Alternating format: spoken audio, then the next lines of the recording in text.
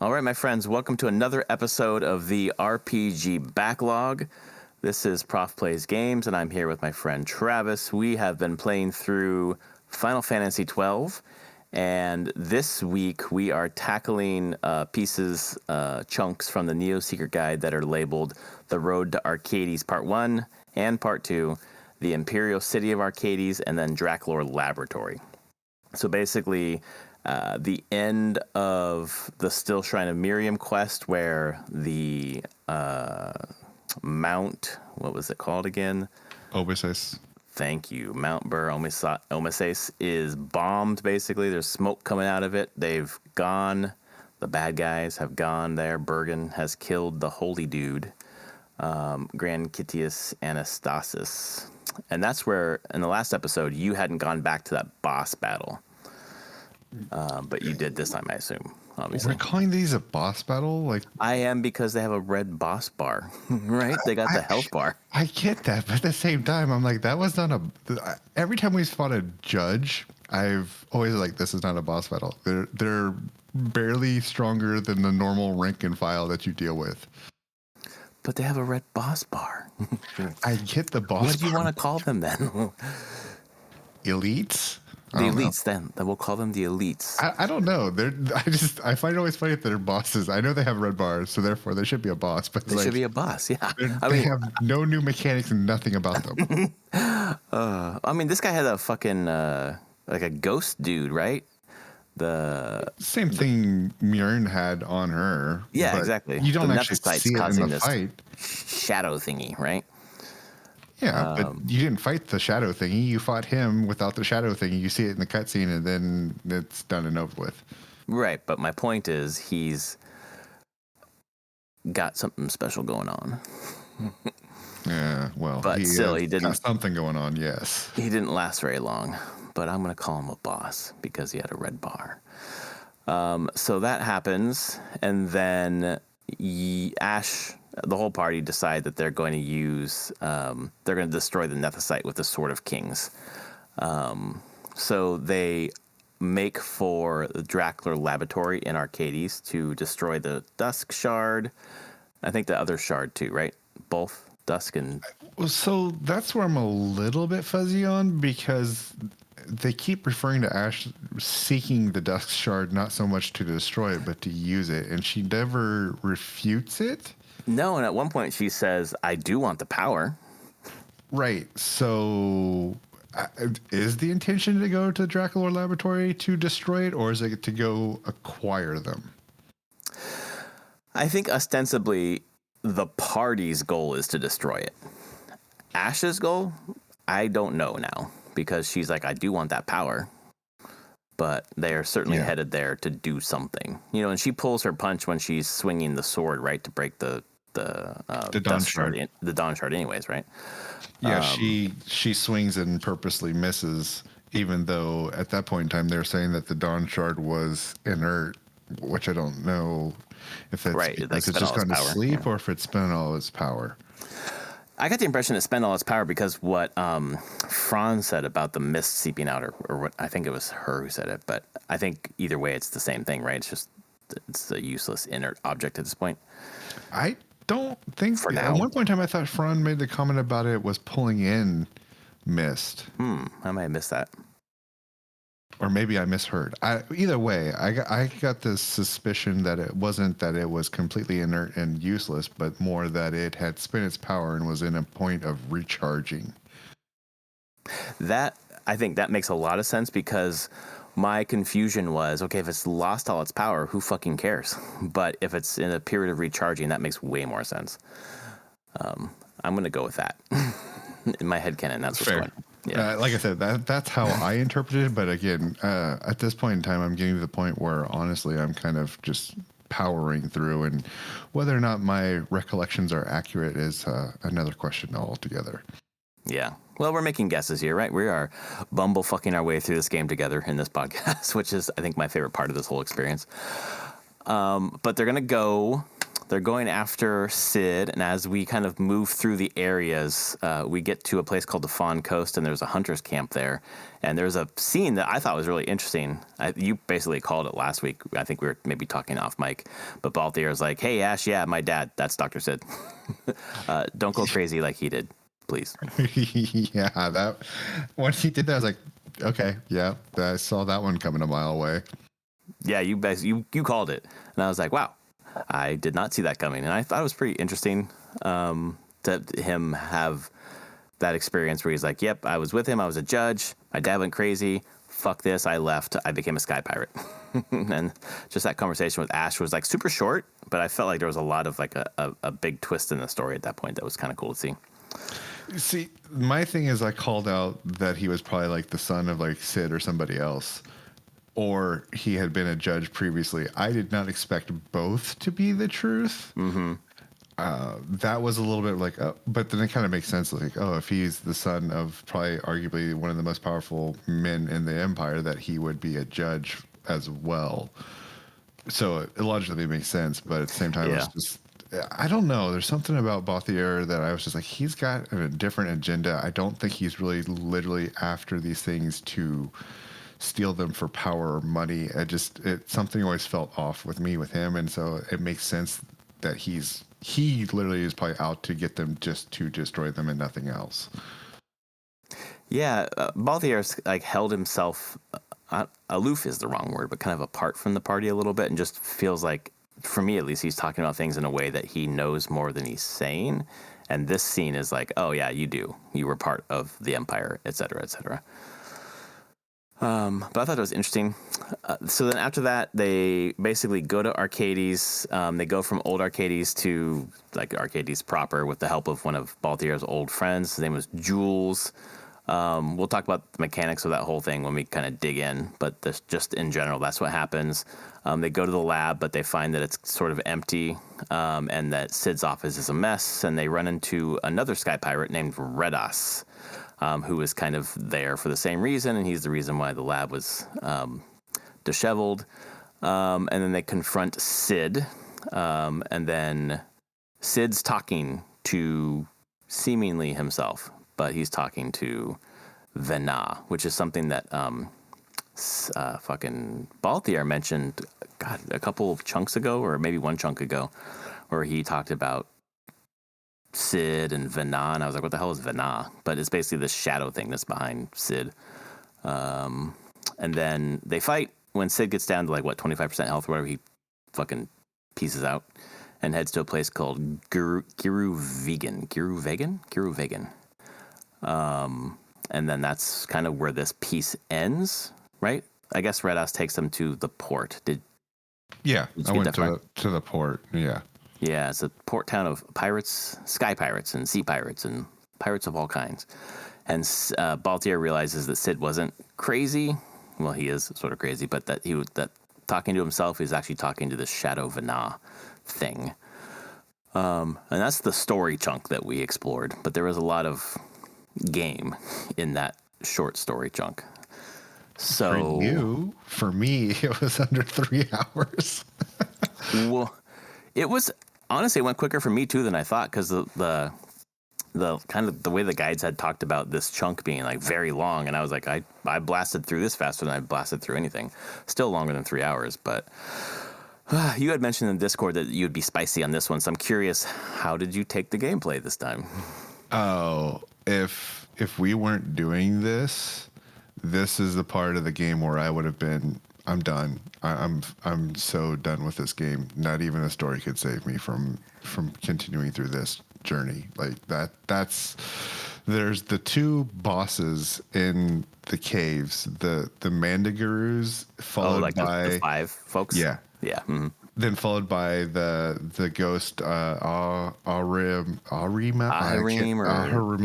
something. Those 2 bosses back to back.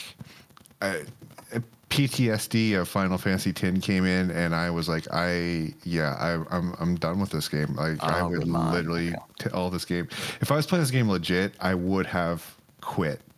And I mean legit, because I don't know if I mentioned this last time, but I turned on the max LPE, the max skill. If I didn't have those job boards where I could brute force my way through that, I would have walked the F away and said, nope, I'm done.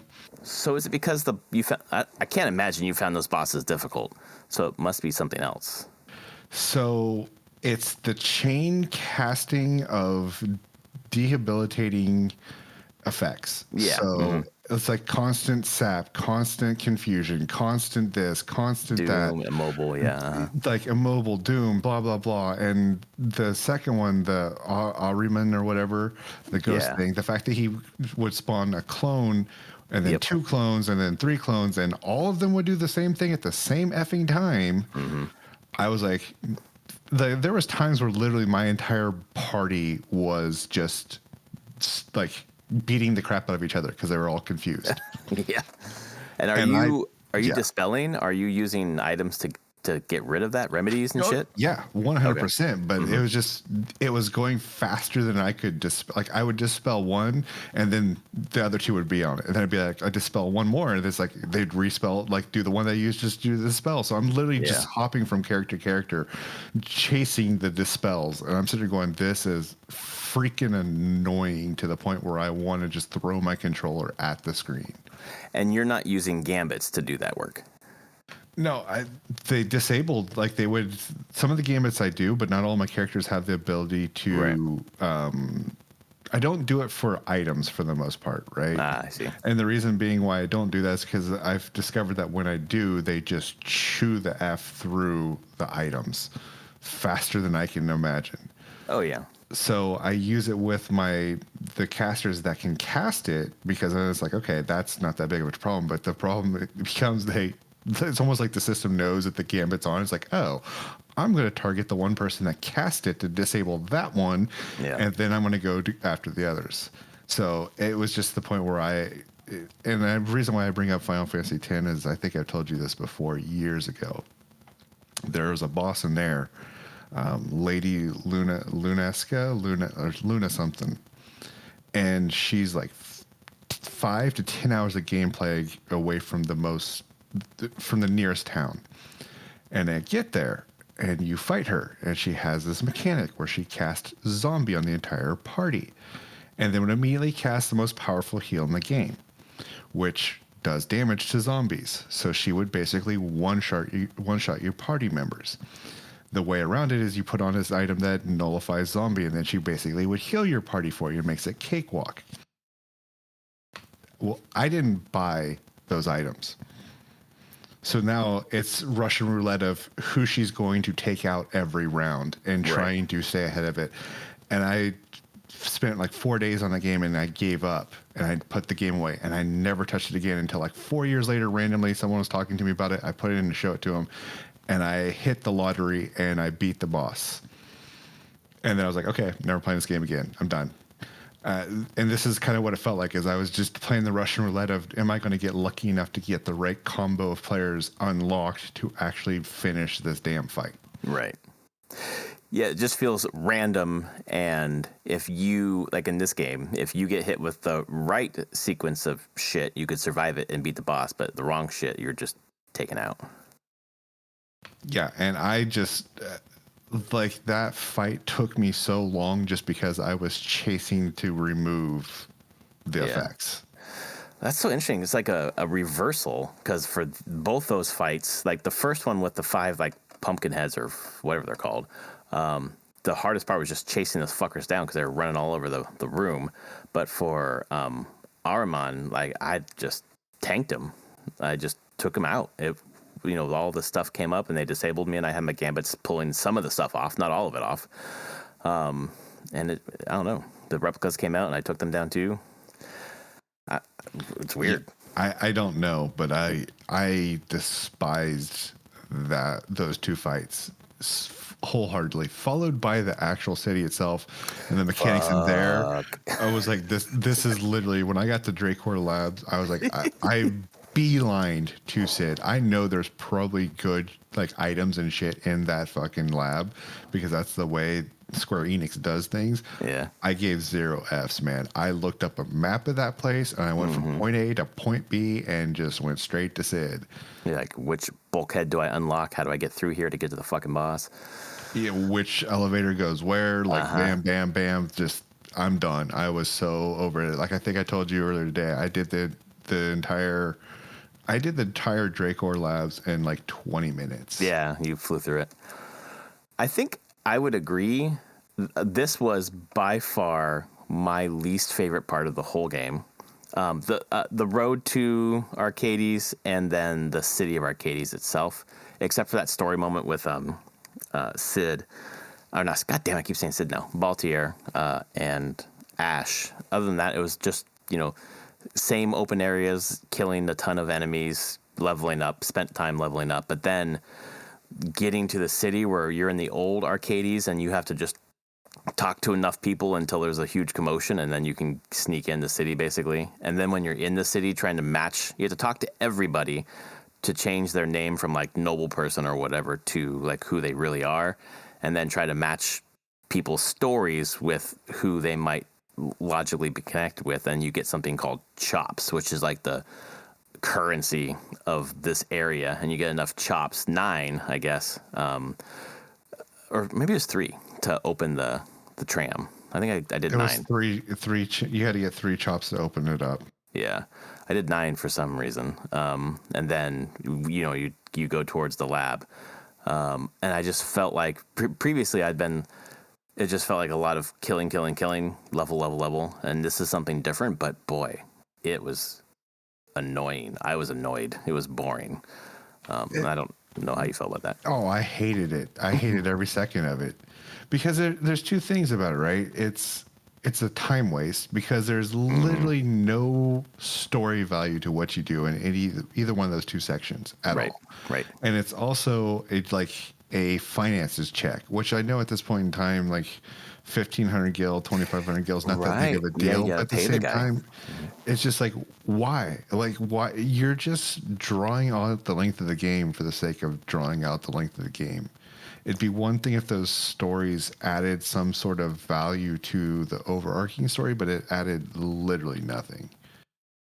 It didn't. I agree. It didn't make sense why that was the thing we had to do unless someone had a great idea to do this kind of system and they're like, where can we put it? Let's do it. There are, 4, 5, 6 sections of that city, and each one had several, 8, 7, 8, 9 groups of or pairs of people to do that with. But it was so. By the time I got to the end of this section and I saw, okay, next is Garuvigan, and then you go back to the port, and then there's Pharos, and then we're at the end. It seems like we've done 85-90% of the game. And then I read on a forum, once you get to Garuvigan, you've got you're 75% of the way through. You still got a quarter of the game to go. And I was like, Jesus Christ, a quarter of the game? I would put this game down right now if I wasn't playing it for this podcast and doing it with you, not because I'm not enjoying myself, even though this part was the worst part for me. I'm really kind of tired of doing the same thing over and over again. And since this section, the next section I've gone into, it's actually picked up quite a bit for me, so I'm happy again. But this section, I was not. And the fight with Sid was fun, but other than that, no. I didn't even enjoy the fight with Sid. I think at that point I was so disillusioned with the rest of everything I had just dealt with. Yeah. That I was just like, this is stupid. Okay, yeah, he has 4 little things floating around him. Okay, so obviously I got to blow all those up before I can kill him. Yep. Okay, fine. Let's go do that.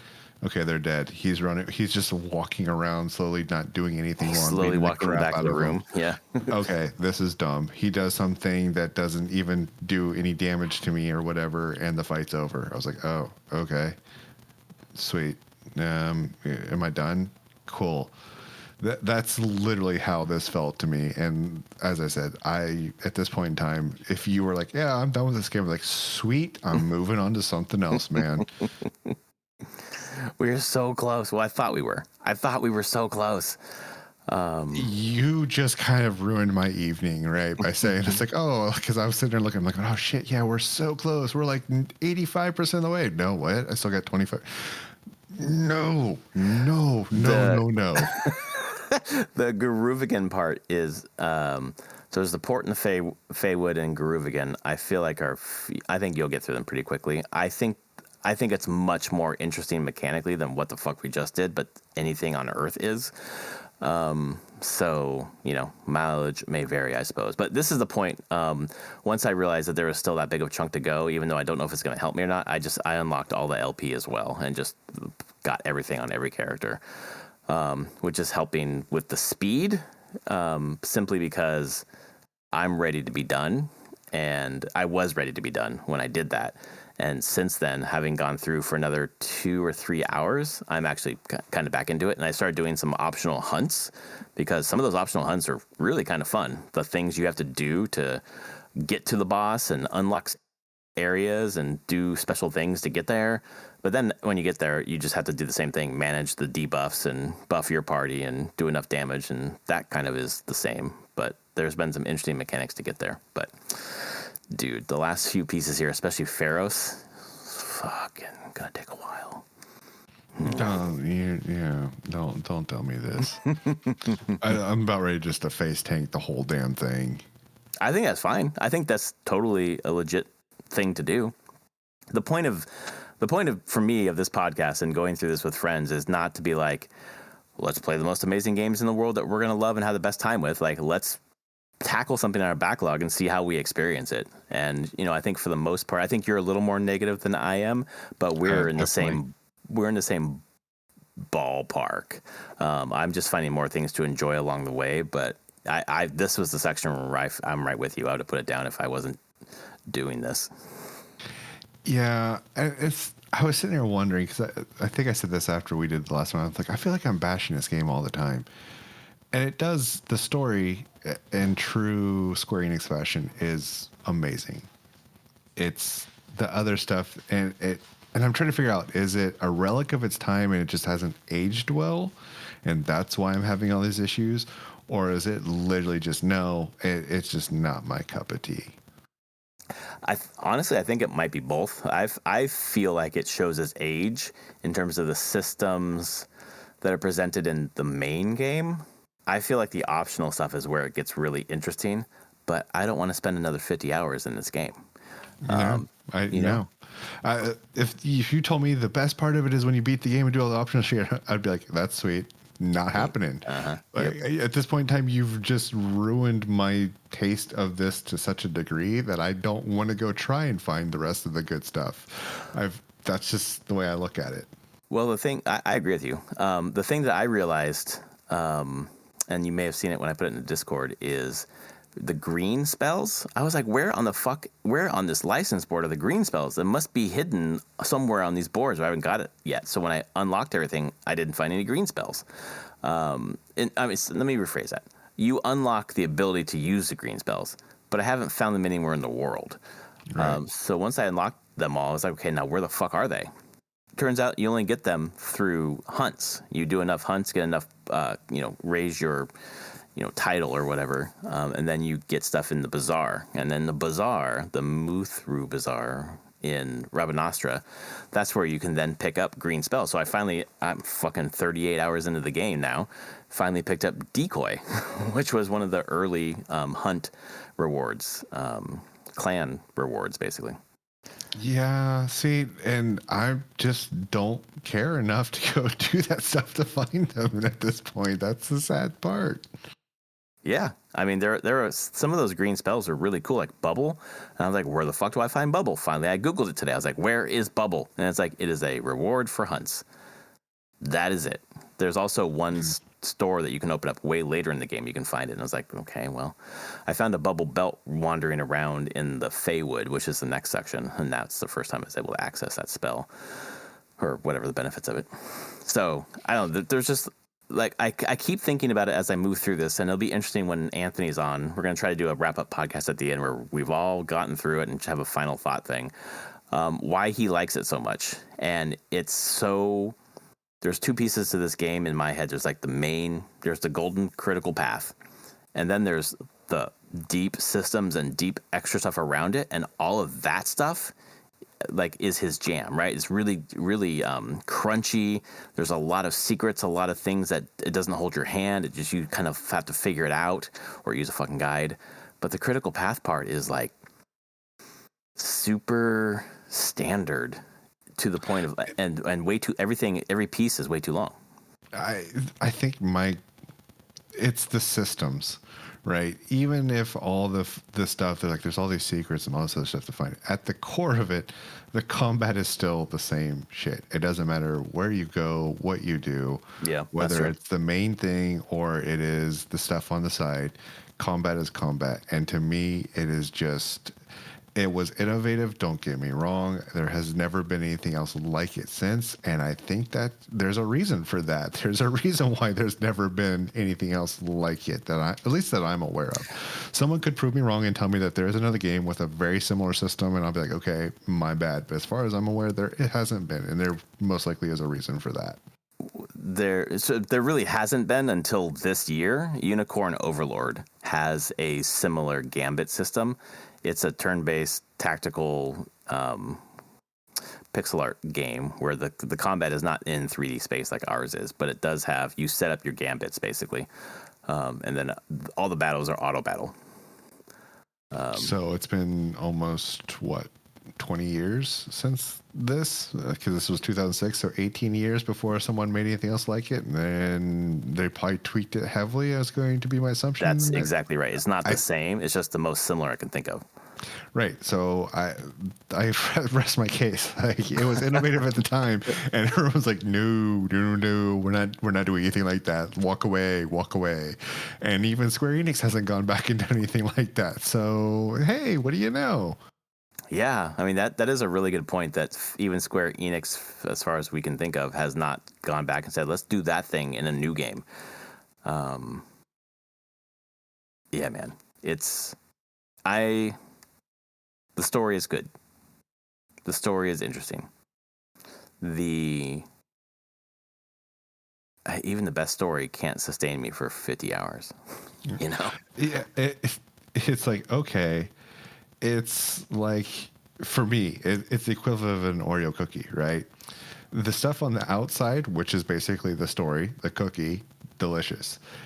But the mass majority of the cookie is that white crap in the middle, and I can't stand the stuff in an Oreo cookie. Like, and that is what the mass majority of this game is that garbage. And I'm like, dude, just take that crap out. Give me the story. This would have been great as just a movie for me to watch, and I would have been super happy with that. I sent two things. I sent Anthony a 4K video of all the story cutscenes from this game, because I basically wanted to save it so I could watch it later, but I didn't want to give it to you, and you think that I was saying, hey, watch this. So I'll share that later. It's about 6 hours in total. And that's the problem I have, is that if you boil down the story, it's 6 hours in a 50-hour game. There's just not enough. There's long stretches where you don't get that much story. The other thing is, I was talking to my daughter last week. We were talking about Oreo cookies, and I was like, the cookie is the best part of the Oreo. And she was like, are you insane? She didn't say this, but she basically said, are you insane? It's the white stuff in the middle that's great. And I was like, no, man, the cookie. I've never met anyone else who feels the same way. Although I've known you for most of my life. I didn't realize that. Yeah, no, dude. I am a huge fan of the Oreo. If I'm gonna have to have an Oreo, it's the thins with the least amount of the stuff in the middle. My God, my wife thinks I'm crazy. She's like, we're not getting regular. We need double stuff. I was like, no, we need less white stuff. Yeah, I don't get people like double stuff is there's like mega stuff. I'm like, no, man. Yeah, like, no, you're making these worse. How are you figuring out that you're literally putting the more of the worst part of this cookie into it? Like, nobody in their right mind should want more of this crap. Mm-hmm. I'm also the same way with Lucky Charms. I like the cereal part, not the marshmallow part. Very okay, weird. So you're on your own there, man. Yeah, I know. But yeah, I think you're right that overall we're kind of digging in more critically and more negatively. I feel like maybe not for you the combat system, but I think for me, if every section was 60% of what's presented, it would be leaner, it would be tighter, more engaging. There's like really good stuff in there, surrounded by 40% not awesome stuff for me. And go ahead. The thing that blows my mind right now, looking back on this, is Anthony telling us like, oh, the speed up mechanic that we have where we can do 2 or 4 times speed, that didn't exist in the original game. It's And not all that walking and just so this 50-hour game was probably more like a 100-hour game because of all the just boring, slow ass. Because you move so slow when you walk too. Yeah. Like that just blows my mind that this was such. And I'm wondering if Anthony loves the game now more because of what it is now or what it was originally. Because I can't remember when we were talking to him if he beat it in the original form or if he put it down. Oh, he did. He down. beat it. Then he beat the International Job System version, and then he beat Zodiac Age. No. I just feel like the replayability, the amount of ways that you can change how you play, find things, all the systems, I think is probably what is exciting about replaying it. It'll be interesting to ask him when he's on at the end here. Again, you changed your job class. You're doing it a different way. The Gambit system is still the Gambit system. There's no getting around that. That's for sure. There is a ton to the Gambit system that I haven't even used. Like I've just started using like ally any gambits, like for the Ahriman, using the remedy, so that just throwing remedies at anyone who's getting fucking hit by him helped a lot in that battle. I think that's why I probably experienced less frustration than maybe you did. But it's however many gambits you end up buying, I forget how many there are, but there's just sheets and sheets and sheets of gambits. I might use each one. I might use some of them once. I tend to stick with the same ones overall. I don't know. The problem that I've ran into, right, is so for example, with the Ahriman one, if you have one who's set to ally, status effect, throw out a remedy, right? We'll just say that. But if you also have another character who is in the party that has the same gambit, they will both throw the same fucking thing. If you have one that's set up to cast, I can't remember what the spell is right off the top of my head, to remove it, they'll both go off. And it's like, come on, man. Like, you're not going at the exact same time, so it queues you up. You should be able to, the system should be able to be like, okay, done. The other thing that I've found frustrating is like I have my healer set to like, oh, if right now if an ally hits a certain point, heal. But then I have to use a second line to say, hey, dumbass, if you hit that point, also heal yourself. Whereas the one was just like, hey, if anyone in the party hits this threshold, heal. I solved that with Cura, where that's the one of the three. Yeah, that bounces what to I've all done of them. too. Yeah. But yeah, otherwise, yeah, I totally get that. I find it interesting that when you move to Curaga, I think it's Cura, Curaga, right? Yep. That Cure is one person a little bit, and Curaga is one person a lot. And the middle one's the only one that's all three of them. Like I don't use Curaga. And see, that's the weird thing, because I remember in the other ones that you would have the ability at the highest level, and I feel like maybe it's because I'm remembering the materia system more, and if you put all, it would always allow you to cast all on any spell, and all other spells were single target. Yeah. But you could sit there and you could hit R1 and it would select either all of the party or none of the or one single target, to where you could trigger it to do either or as needed. And that would be kind of nice if, at least with the higher level spells, the ability to be like, yo, here's my most powerful spell. Do I want to cast it on everyone or just this one? Yeah, exactly. That's why it's very strange that the middle one has, like, in my view, the best use than the highest one for that reason. I know every podcast we have, one of us asks a dumb question that there's an easy answer to, so I'm hoping this is it. There are the spells that bring your HP back up. What is the fucking spell to bring back your MP? And I'm not talking about charge. Is there a fucking spell? No, there's only items because it doesn't make Yeah, sense for you to okay. cast a spell to bring back, use magic points to bring back magic points. Is that never a thing? It's never been a thing, to my Okay. knowledge. Okay, because I'm like, there's got to be something where you can like, raise someone else's MP or whatever. But no, not Nope, no. it's charge, which It's every or once in a while it goes to 0, yep, or that just or ether, ether. Yep. which I haven't found a ton of ether. I found just barely enough. I Doors. don't think I can buy it anywhere. Yeah, you can. Almost every item shop sells them. Really? Yeah. I've bought everything at every item shop, and I don't have any ether. That's interesting. Go back to Rabanasta then, because I'm pretty sure it was sold there. Huh. You have to be right. I'm at 38 hours again, 38 hours of the game, fucking 85% of the way through. And I'm like, where do I buy ether? And it's just like, that's got to be on me. I must have missed it somewhere. Yeah, I think I bought it in Rabanasta. I can't remember anymore. Well, I'm going to find out. Interesting. But I hope in the next section you find something that's interesting.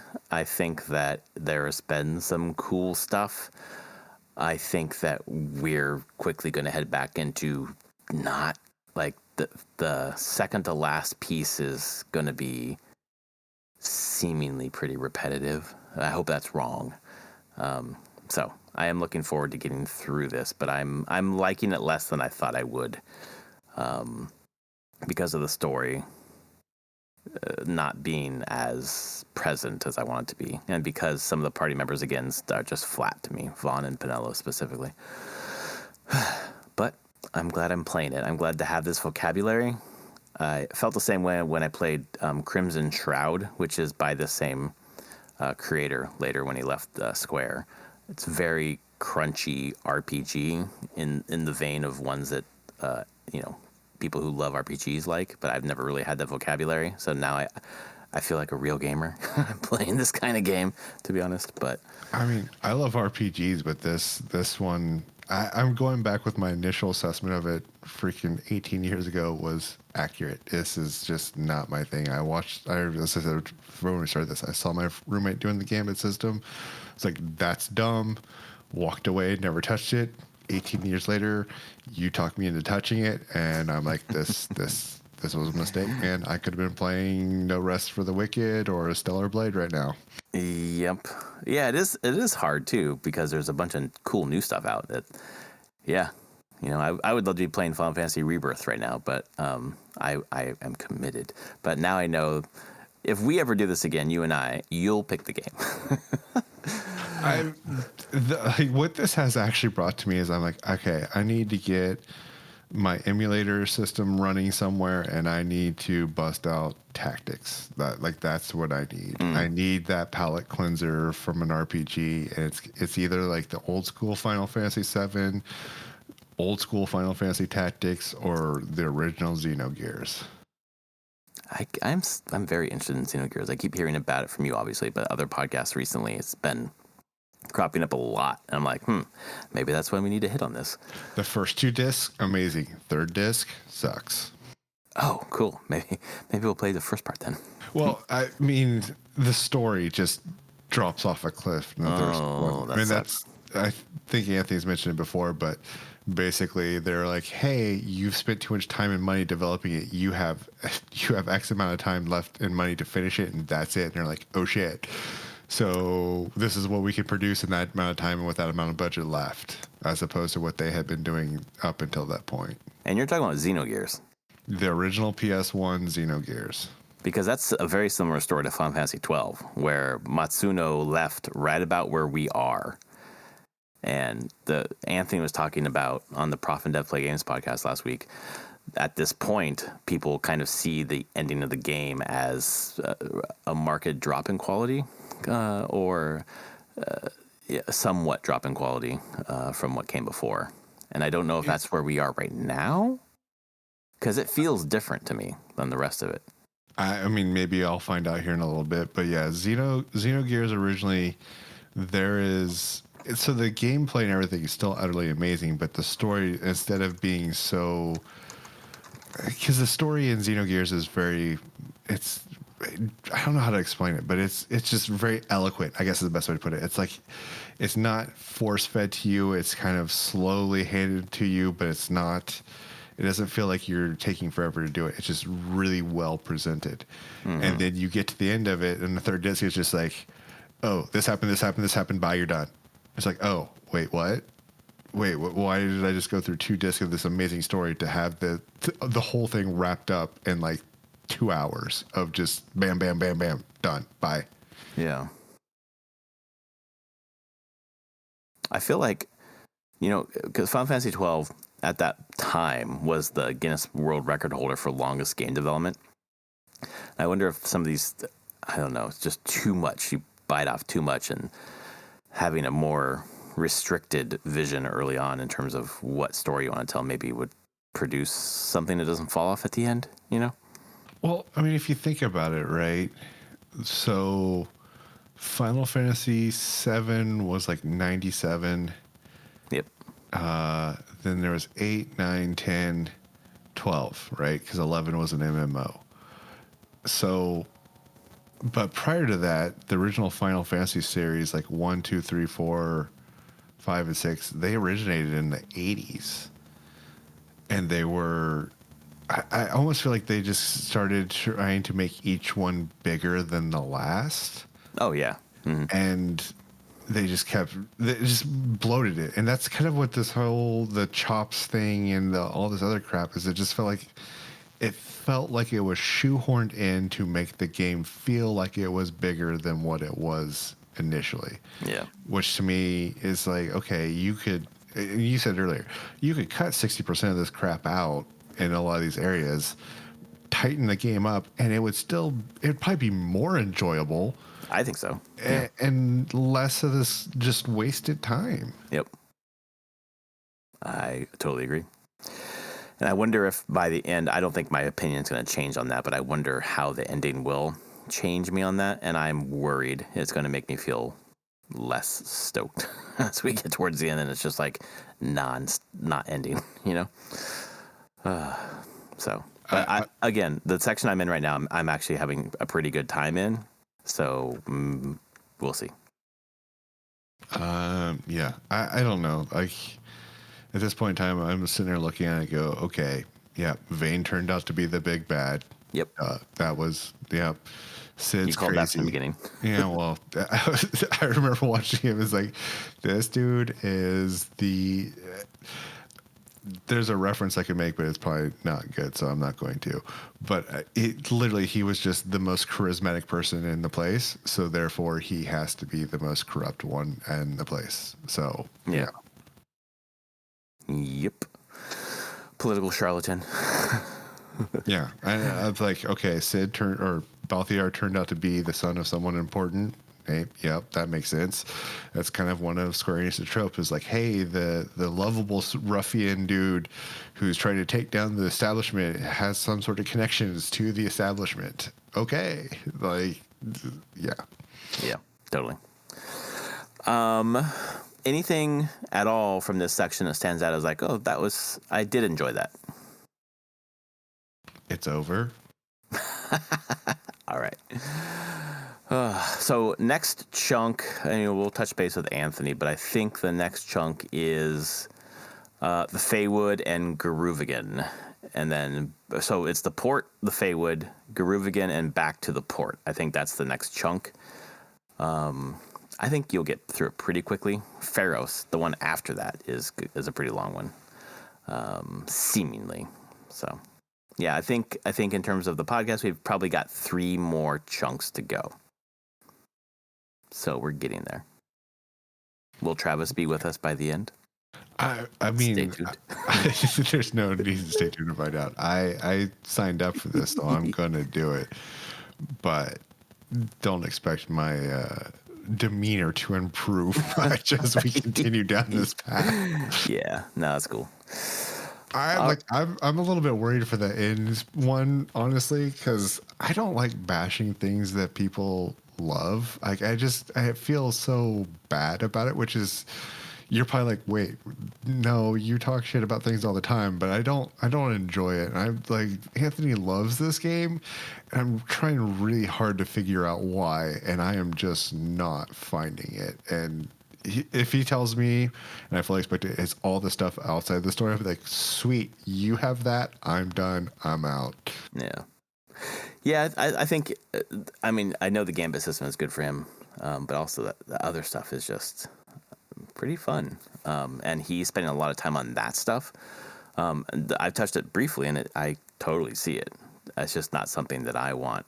I'm happy, there's 45 hunts or whatever, I'm happy to do 15 of them, get a taste, but I don't want to. I really am interested in moving on to a new story soon. Sooner than later. Get back to my girl Tifa. I'm ready to get back to Stellar Blade, or Yeah. And I've got Elden Ring coming up, DLC coming out here pretty soon too. So I need to get we'll my be done character before ready that. for that. Yeah, we'll be done with this before that for sure. So, all right, folks. Well, thanks for continuing on this journey with Final Fantasy XII. Hopefully, you're getting some value out of the discussion. I know I am. It doesn't always need to be positive for me to get value out of it. So I appreciate that for sure. And I'm looking forward to the next section to see what you think of the next section. I think you'll probably be in the same vein, I think, for the most part. If you like our podcast, please rate it on your podcast service of choice. Tell a friend, and we'll be back next week with more Final Fantasy XII.